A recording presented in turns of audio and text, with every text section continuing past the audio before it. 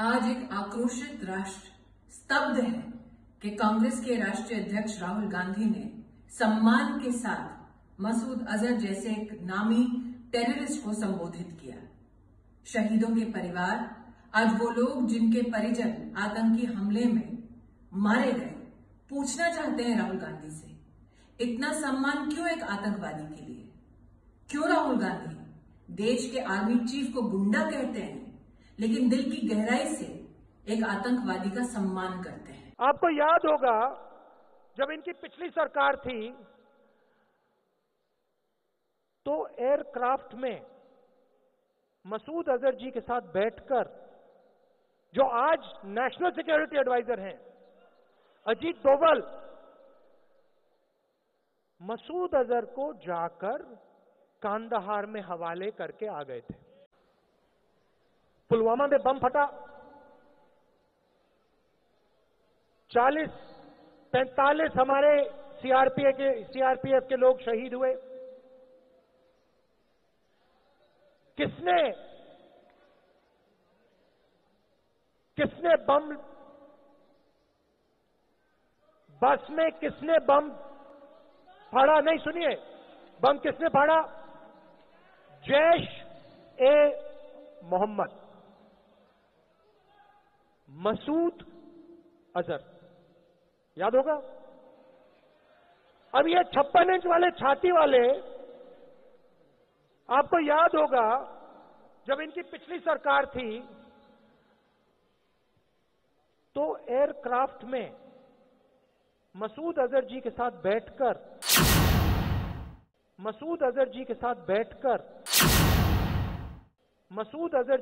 बैठकर जो आज नेशनल सिक्योरिटी एडवाइजर हैं अजीत डोभाल,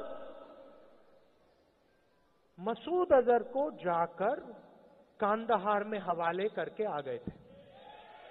पाकिस्तान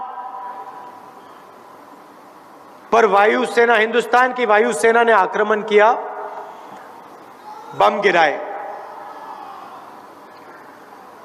हमारे लोग शहीद भी हुए।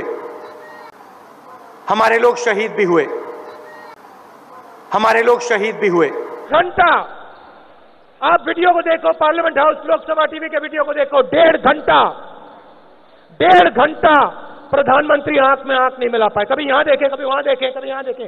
कांग्रेस पार्टी का कमाल।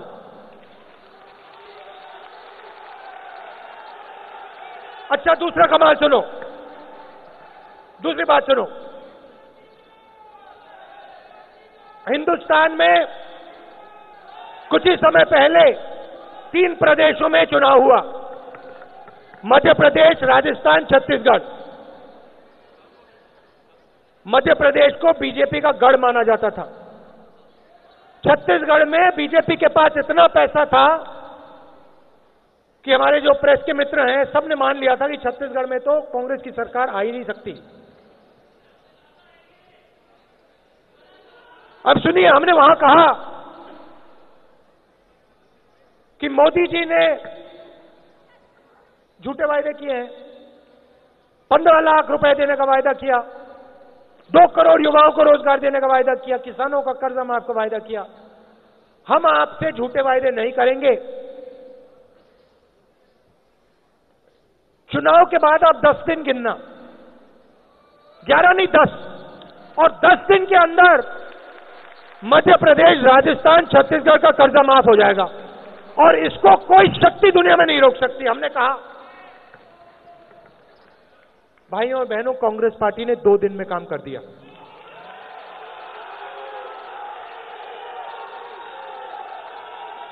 उधर नरेंद्र मोदी जी कहते हैं 2 करोड़ युवाओं को रोजगार दूंगा, 2 करोड़ युवाओं को रोजगार दूंगा। उसके बाद 8 बजे रात को नोटबंदी कर देते हैं।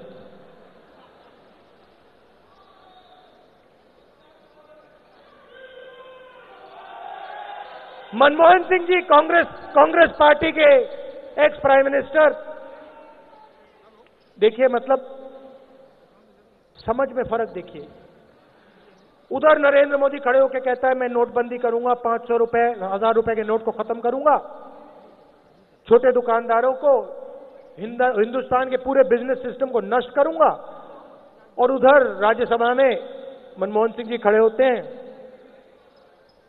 बिना कोई इंफॉर्मेशन, खड़े होते हैं, कहते हैं मैंने दिमाग में एनालिसिस कर ली है, 2% जीडीपी का नुकसान होगा। एक साल बाद पता लगता है, ये सब इकोनॉमिस्ट ने आंकड़े निकाले, एक साल बाद पता लगता है कि जो मनमोहन सिंह जी ने बिना सोचे, बिना पढ़े राज्यसभा में कहा कि 2% का नुकसान होगा, उधर सच्चाई निकली 2% का नुकसान हो गया। हरी क्रांति, सफेद क्रांति, computer revolution, liberalisation, bank nationalisation, telecom revolution, सब कांग्रेस पार्टी के नेताओं ने देश की जनता से मिलकर किए। सही बात। एक और सवाल, पुलवामा में बम फटा, 45 हमारे सीआरपीएफ के लोग शहीद हुए।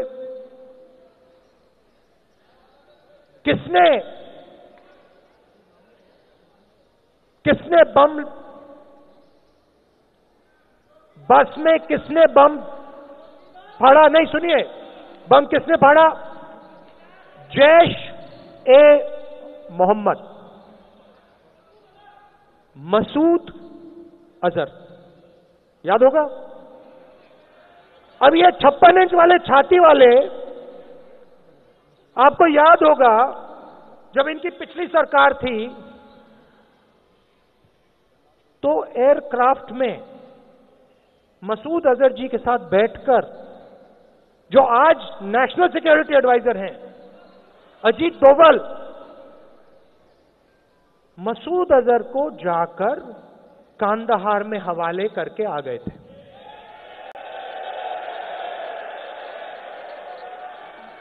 पुलवामा में अगर बम ब्लास्ट हुआ, जरूर पाकिस्तान के लोगों ने, जैश-ए-मोहम्मद ने करवाया, मगर मसूद अजहर को बीजेपी ने जेल से छोड़ा।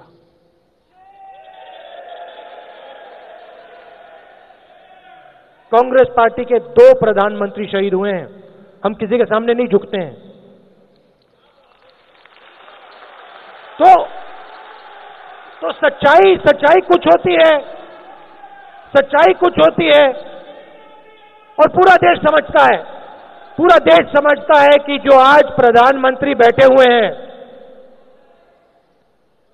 उनके मुंह से सच्चाई नहीं निकल सकती है। नोटबंदी, गब्बर सिंह टैक्स ने दिल्ली के छोटे दुकानदारों को, स्मॉल एंड मीडियम बिजनेसेस को कितना नुकसान पहुंचाया, आप बताओ मुझे। बर्बाद कर दिया। 45 साल से सबसे ज्यादा बेरोजगारी आज। उधर नरेंद्र मोदी भाषण में कहते रहते हैं make in India, make in India, make in India. अगर आप उनकी शर्ट के पीछे देखोगे मेड इन चाइना लिखा हुआ है। जूते के नीचे देखो, मैं गारंटी देता हूं, जूते के नीचे देखो, उनके सेलफोन के पीछे देखो जिससे वो सेल्फी लेते मेड इन चाइना। अच्छा, चाइना की बात करनी है तो चाइना की बात करते हैं। अहमदाबाद में नरेंद्र मोदी जी, जैसे शीला जी बैठी हैं, एक तरफ नरेंद्र मोदी जी और जहां चाको जी बैठे हैं वहां पे चाइना के राष्ट्रपति झूले पे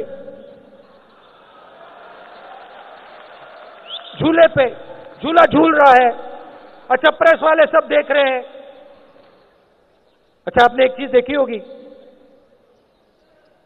छोटी सी चीज है, जब प्रधानमंत्री की फोटो ली जाती है, चाहे वो ओबामा जी के साथ हो, चाहे वो चाइना के राष्ट्रपति के साथ हो, वहां आपको कोई और नहीं दिखाई दे सकता।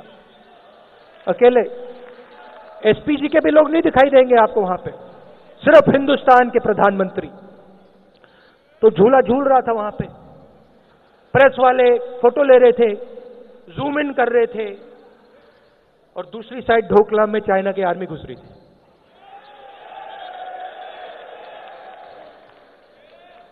चाय पी। चाइना के राष्ट्रपति ने हिंदुस्तान के प्रधानमंत्री को साफ मैसेज दे दिया। क्या मैसेज दिया? मैं तुम्हें समझ गया हूं, मैं तुम्हें समझ गया हूं, तुम में कोई दम नहीं है और तुम एक कमजोर व्यक्ति हो और तुम डरपोक हो, और मैं यहां हिंदुस्तान में आ सकता हूं और मैं ढोकलाम में अपनी सेना को भेज सकता हूं और तुम कुछ नहीं कर पाओगे। मगर बात वहां नहीं बंद होती। उसके बाद, और आप अखबार पढ़िए, उसके बाद नरेंद्र मोदी चाइना जाता है। अखबार पढ़िए, और हमारे प्रेस वाले मित्र आपको बताएंगे, किसी भी अखबार में पढ़ लीजिए, बिना एजेंडा की मीटिंग होती है। अरे भाई, आपके घर में आ गए हैं, ढोकलाम में बैठे हैं, और आप चाइना में जाके बिना एजेंडा मीटिंग कर रहे हैं।